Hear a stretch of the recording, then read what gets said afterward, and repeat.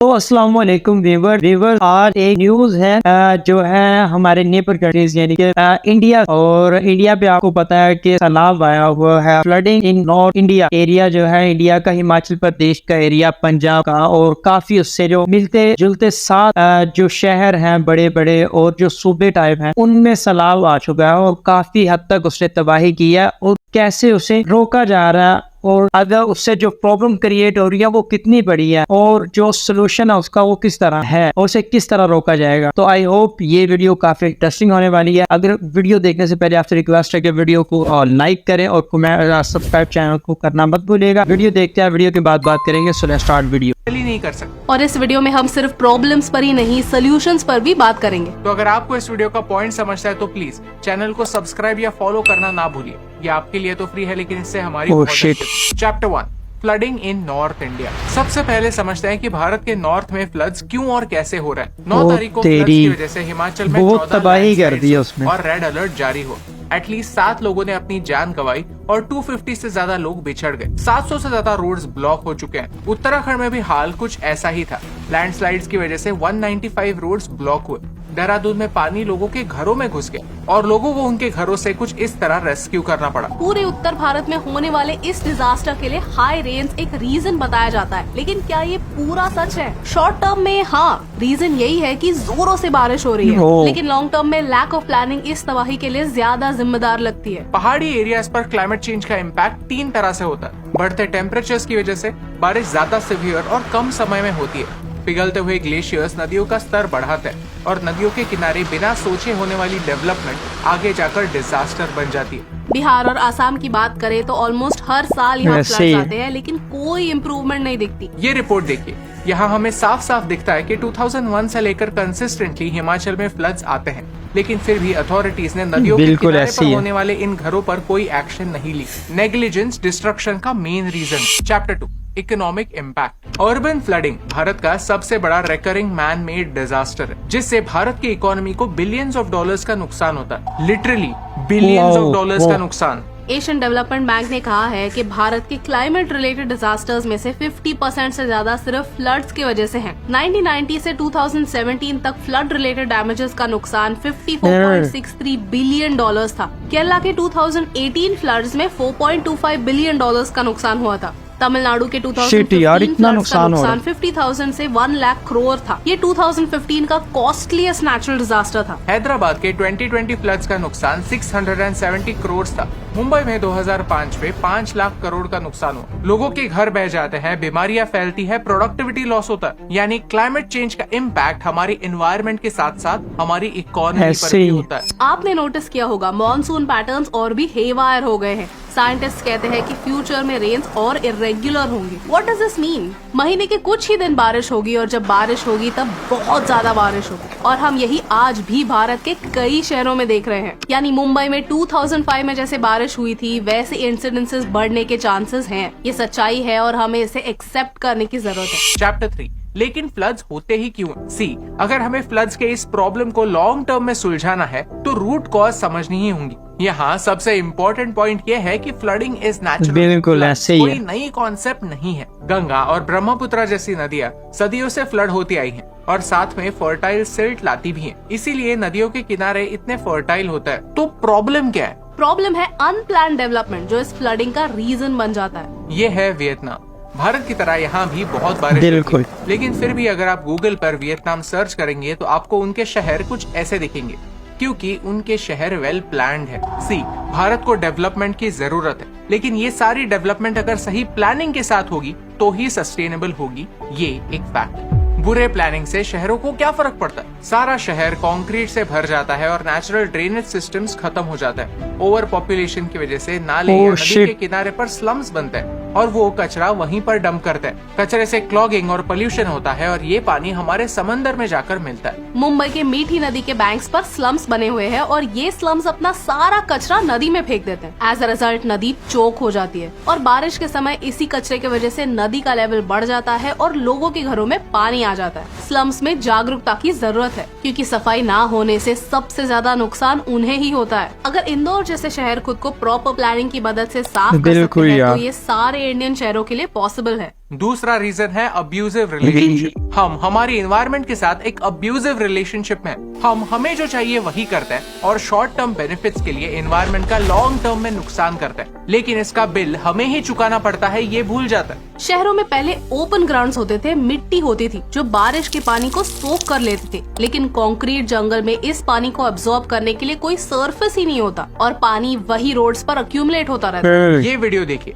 इसमें आपको दिखेगा कि कैसे प्लांट्स के रूट्स सॉइल को पकड़े रखता है। ट्रीज के लीव्स और कैनोपी एक नेचुरल अम्ब्रेला जैसे काम करते हैं और कई रेन ड्रॉप्स अपने लीव्स में पकड़ के रखते हैं। ये रेन ड्रॉप्स बाद में इवेपोरेट हो जाते हैं और ग्राउंड तक नहीं पहुंचते। ट्रीज के एक्सटेंसिव रूट नेटवर्क की वजह से वो पानी एब्सॉर्ब करते हैं और उसे ग्राउंड तक पहुंचा देते हैं। ट्रीज का एक कॉम्प्लेक्स सिस्टम होता है। अगर एक एरिया में ट्रीज को पानी मिलता है, वो अपने हिस्से का पानी ले लेते हैं और अपने रूट से पानी को दूसरे पेड़ों तक पहुँचाते हैं ताकि उनके नीड्स फुलफिल हो। अब हमारे शहरों में हमने पेड़ काट दिए हैं और जो पेड़ बचे हैं उनके आसपास कंक्रीट डाल दिया है। कई बार रास्ते बनाते समय म्युनिसिपैलिटी पेड़ों के रूट्स कट कर देती है, जिसकी वजह से ट्रीज का बैलेंस चला जाता है और विंड्स की वजह से वो गिर जाते हैं। जहाँ पेड़ होते हैं वहाँ 10 इंचेस प्रति घंटे बारिश का पानी एब्सॉर्ब होता है। ओपन ग्राउंड में सिर्फ 4 इंचेस एब्सॉर्ब हो पाते हैं। जब हैवी रेन्स होते हैं तब ओपन ग्राउंड्स में फ्लडिंग होता है और पानी के साथ सॉइल बह जाता है। पेड़ तो पोल्यूटेड ग्राउंड वाटर को भी क्लीन करते हैं। इतने सारे बेनिफिट्स होने के बावजूद हमारे सोसाइटीज में ना ओपन स्पेस होता है और ना कोई पेड़, सिर्फ कंक्रीट होता है और बारिश के सीजन में पानी। एक रिपोर्ट में लिखा था कि 30 सालों में मुंबई ने 42% ग्रीनरी खो दी है।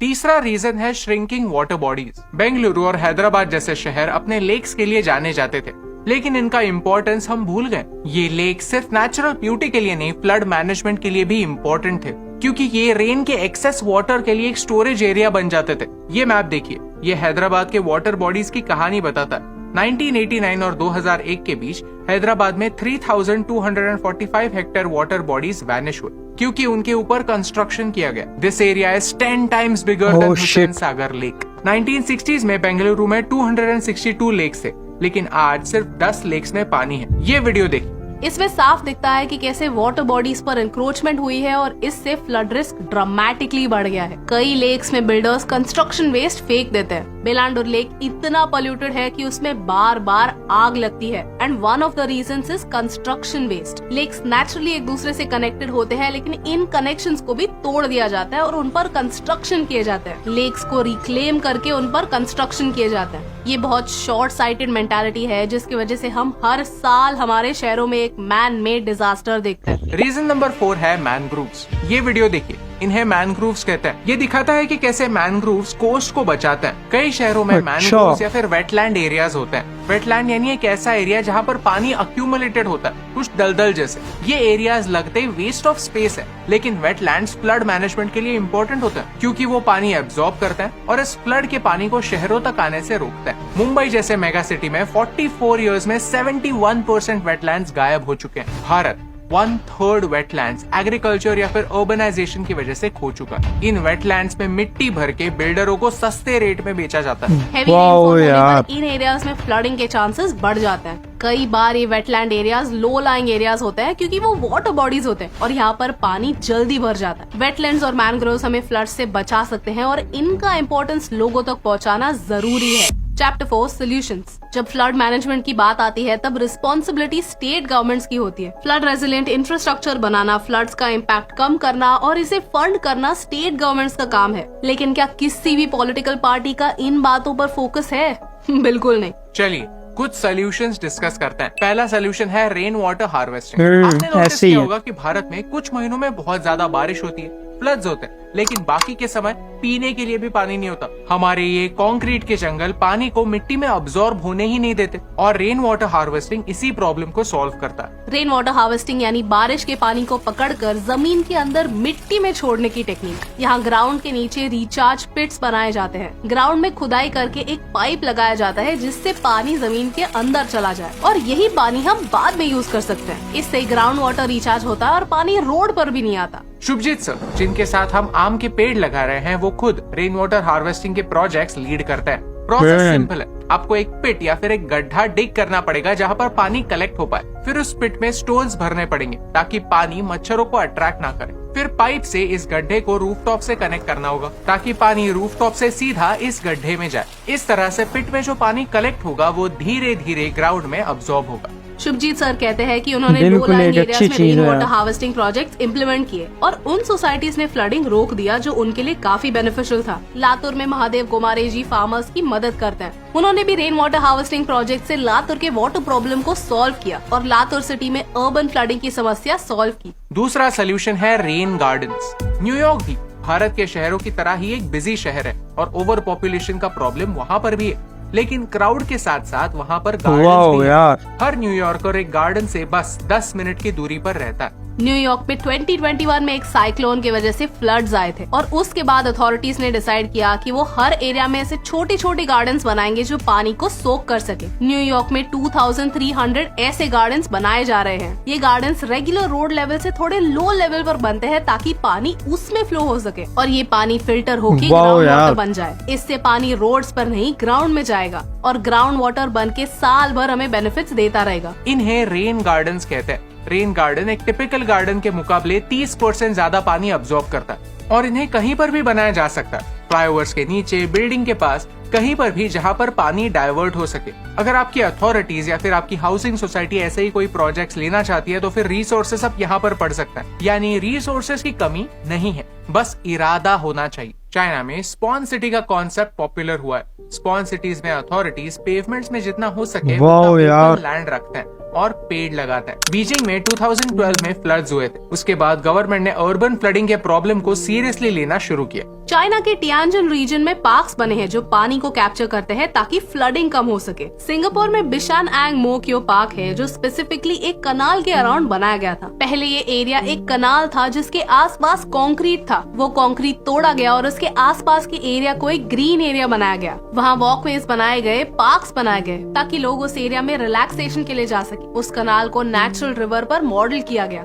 सिंगापुर के अथॉरिटीज को तो व्यूअर्स यार, ये थी एक वीडियो और वीडियो में काफी इंटरेस्टिंग जो ना जो सलूशन बताए गए थे और उनकी जो प्रॉब्लम्स थी इतनी बड़ी बड़ी और जो बगैर प्लान किए जो लैंड तैयार किए गए थे, नदियों के किनारे जो घर बनाए गए थे, वो एक सबसे बड़ा मसला था और काफी हद तक बिल्कुल परफेक्ट थे सलूशन जो दिए हैं और हर जो कंट्री है उसे इन्हें इम्प्लीमेंट करना चाहिए अपने मुआशरे के लिए अच्छा होने के लिए, क्योंकि मुआशरे में ऐसे सैलाब जो फ्लड्स हैं इनका तो आना कहीं पर भी आ सकता है, क्योंकि जब पानी का ज्यादा और बारिशें ज्यादा होंगी और जहां पर महकमा मौसमियात और जो आने वाली साइंसदान है वो कह रहे हैं कि आने वाले वक्त में ज्यादा बारिशें होंगी, तो इसका मतलब है कि इस जो सलूशन है इनको इम्प्लीमेंट करना बहुत ही जरूरी है। आई होप आपको ये इन्फॉर्मेशन काफी पसंद आई होगी। अगर वीडियो पसंद आए तो please like, comment and subscribe लाजमी कीजिएगा।